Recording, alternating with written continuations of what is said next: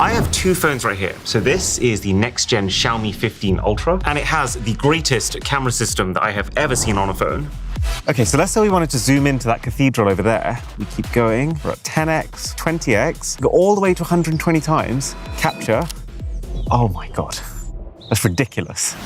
Then this is the company's even more bonkers, never before seen or covered Future phone that, let's just say, isn't even close to anything I've used before. This thing is so precious that someone has actually flown all the way from China to hand deliver the thing. So let's find out what makes this crazy and then what makes this even crazier. So this is how the 15 Ultra comes presented. Pretty classic Xiaomi style insert on top, which has a SIM ejector, a USB-C cable, manuals, and then a hard shell clear case. And that is it. Even though this is a full-size box, there's still no charger. Probably because the phone's camera alone takes up half the space. Man, I'm butchering this peel. Okay, there we go.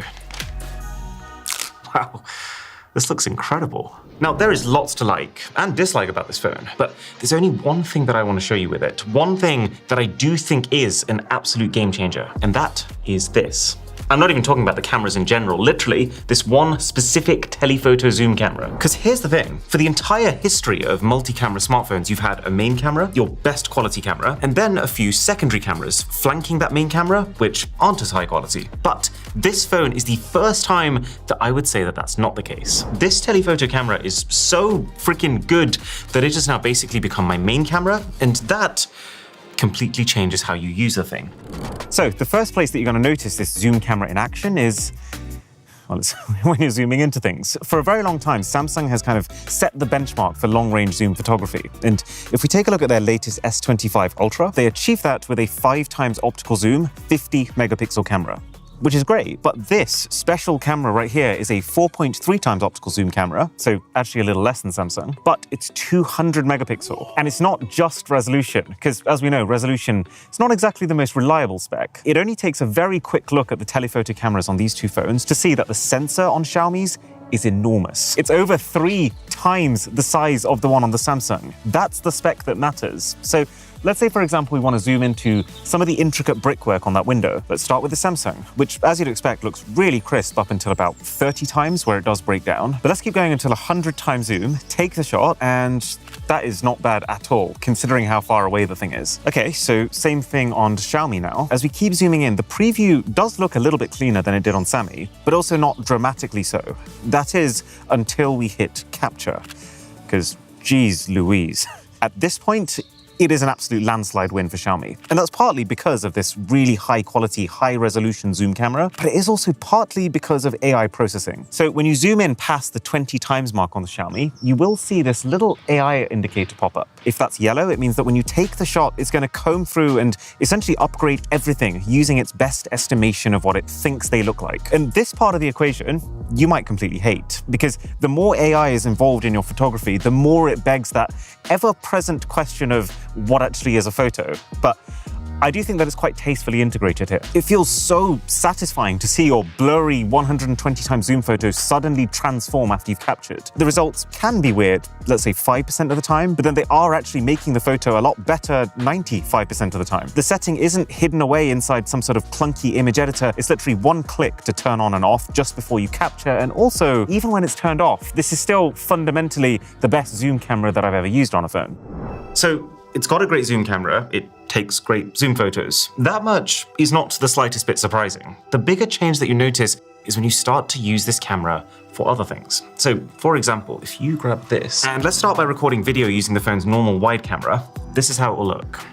It's nice. The phone's got a top-of-the-line 1-inch sensor for this wide camera, but it still looks like phone footage. But now, flicking over to the phone's telephoto camera, it's a complete vibe change. It does have that professional camera look to it. And that's partly the fact that telephoto cameras just in general have more background blur, but it's combining that with this supersized sensor, which means that you both get even more of that separation because bigger sensors make more of it, but then also with basically zero hit to the quality of the footage, like you would have on just about any other phone in which the telephoto camera gets pretty shafted. This is like full quality quality 8K. Plus, you can film slow motion using this same lens, 4K 120 frames per second. And for a phone, this is as cinematic as it has gotten thus far. And it's all topped off with portrait mode. Because portraits of people will always be more flattering when you take a few steps back and use a telephoto camera, better telephoto camera equals better portraits. And remember, you don't even need to use portrait mode to get this effect. All of these coming shots are just simple photos taken on auto. So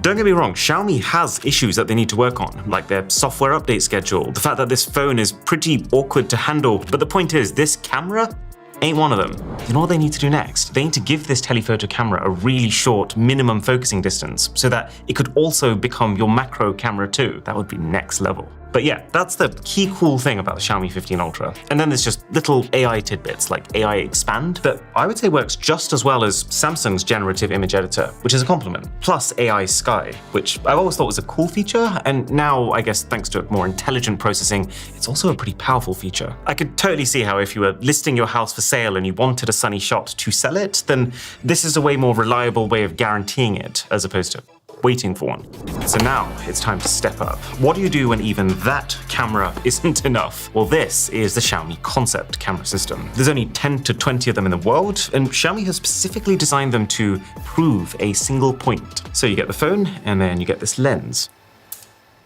So let's be very clear about something for a minute. The idea of adding a professional lens to your phone is not a new one. I mean, you've been able to buy phone camera lenses on Amazon for like 15 years now. Not to mention, even Xiaomi themselves have tried to properly integrate a lens system onto one of their previous concept phones. But this is the first time that I've ever seen the camera attach onto the middle of the phone.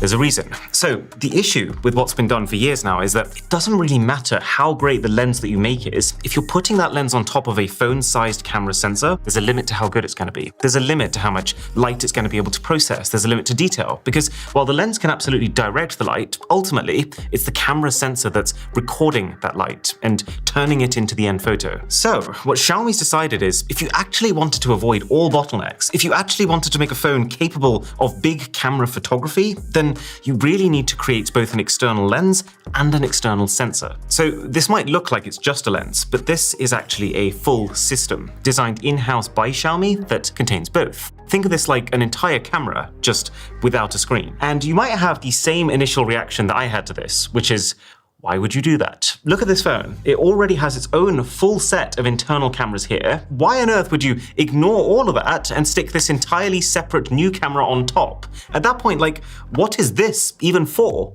Well, this is where the magic happens. So the lens snaps onto place on the back of the phone with some very strong magnets. But this isn't just to like hold it in place so that you can pair the two via Bluetooth. There's actually two very tiny little pins on this to create, and this is absolutely pivotal, an instant hardware connection. This is actually a brand new piece of tech that Xiaomi is calling LaserLink. They've developed it specifically for this phone. And the idea is that thanks to these pins and a couple of extra bits of engineering on the inside, you get two major perks. A, that you can now power this camera entirely just using the phone's internal battery, which immediately means that you don't now have a whole extra gadget that you have to persistently worry about keeping charged. And B, that you get nanosecond level data transfer between this camera and the image signal processor in the phone, which means they can basically communicate in real time, which means this phone can treat this camera as if it were baked inside of it. And that is a big deal. It means that literally the exact split second that you snap this thing on, you'll see this icon pop up in your camera app that you can use to switch to this lens,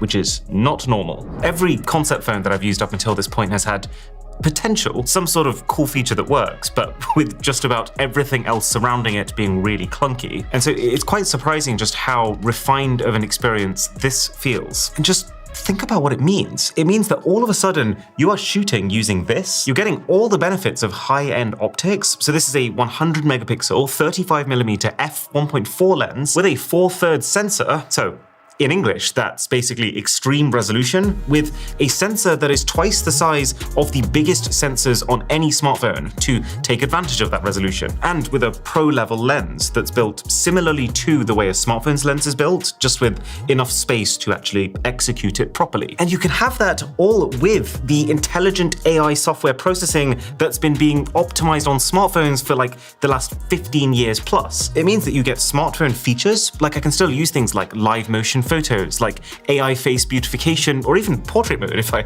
wanted to add even more background blur, none of which you would get on a normal DSLR camera. You never need to charge this camera. There's no separate SD cards or like separate apps that you need to install to manage the footage that comes from it. Everything that you take on it will just save directly into your phone's gallery for sharing or editing. The thing even has a precision motor inside of it for autofocus, but even without that, it just feels so crazy to be able to manually be adjusting the focus on my lens here, feeling the subtle vibrations from that action created by the vibration motors inside the phone, and then just the second I decide I'm done, snapping it off as if it was just a mini power bank or something. I took this thing out for a day trip yesterday, and it does give the exact feeling of having a premium compact camera. You might have seen ones like the Fuji X100s that have been picking up in popularity. Using this is very close to the feel of using something like that. And so while it is way more clunky than just taking shots on your phone's internal cameras, it's way less clunky than carrying around a whole extra external camera and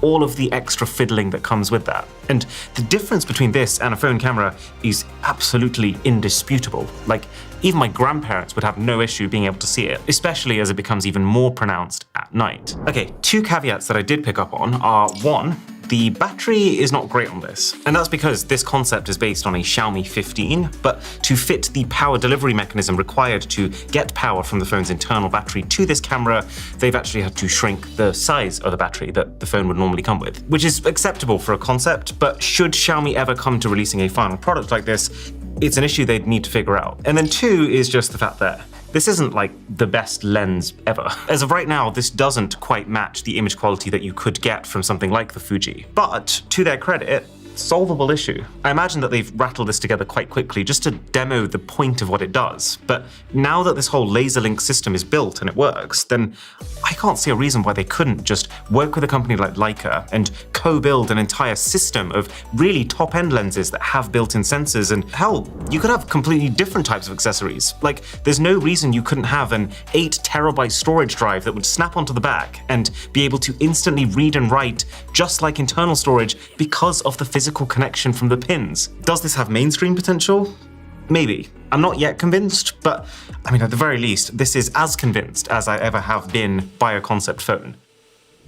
And just to really drill home what it's like to shoot on it, let's say I was filming a sponsor section for Surfshark VPN using this phone versus the very best iPhone. I tell you that people don't even realize that Netflix is not the same across countries, that Japan gets more anime, that Slovakia has the biggest total content library, and Korea gets tons of exclusive K-dramas. But that Surfshark VPN is the best way to instant swap your location to access all of it. By the way, you can probably tell these two aren't even close, like they're not even in the same plane. And if you took a plane to another country, then one of the best things about Surfshark is it also means you can use the internet as if you were still home. So you don't need to keep re-authenticating your accounts every 20 minutes, and also your results will match what you expect them to. And when you use the code BOSS, you can get Surfshark for less than $3 a month with an extra 4 months for free and a 30-day money-back guarantee.